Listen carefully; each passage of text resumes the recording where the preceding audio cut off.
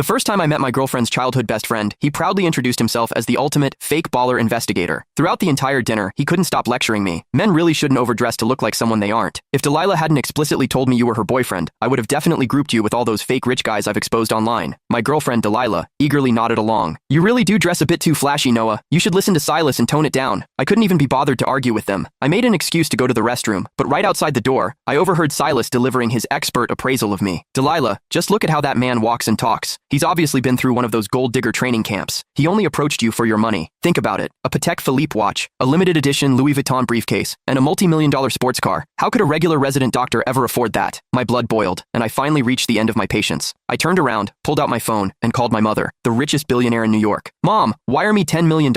I'm going to buy out a certain fake baller agency and teach this guy that wealthy women can actually have sons. As I hung up the phone, Silas's confident voice drifted out from the private dining room. Delilah was looking at him, nodding with absolute trust. I really wanted to see how Silas planned to test a real heir like me. When I pushed the door open, Silas was holding my Louis Vuitton briefcase, inspecting the lock and the leather from every angle with a condescending smirk. I'm telling you, young guys like you really shouldn't get caught up in comparing yourselves to others. The first step to becoming a fake baller is trying too hard to package yourself. This bag of yours is a rental, right? I almost laughed out loud. When Silas saw I wasn't speaking, he assumed he had hit a nerve.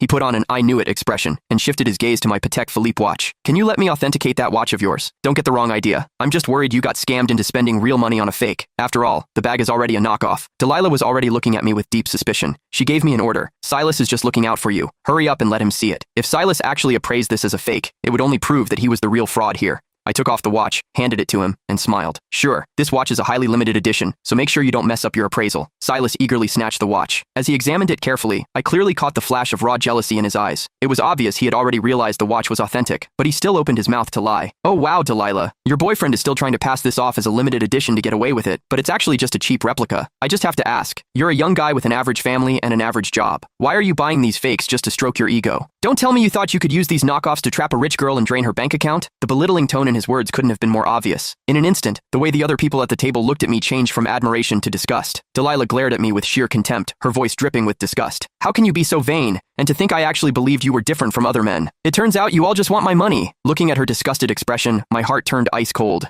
I used to think Delilah was just easily influenced, but that she at least had basic judgment. After all, we had been together for almost a year. Shouldn't she know what kind of person I am by now? I frowned, matching her dissatisfaction. Delilah, who is actually your boyfriend here? You just blindly believe a single word he says? Since that's how it is, I don't see any point in finishing this dinner. I stood up, grabbed my bag, and prepared to leave. Silas gave a fake plastic smile and chimed in again. Why are you in such a hurry to leave? Did the rental time on that sports car downstairs run out? Are you using this as an excuse to go return it? I was completely out of patience.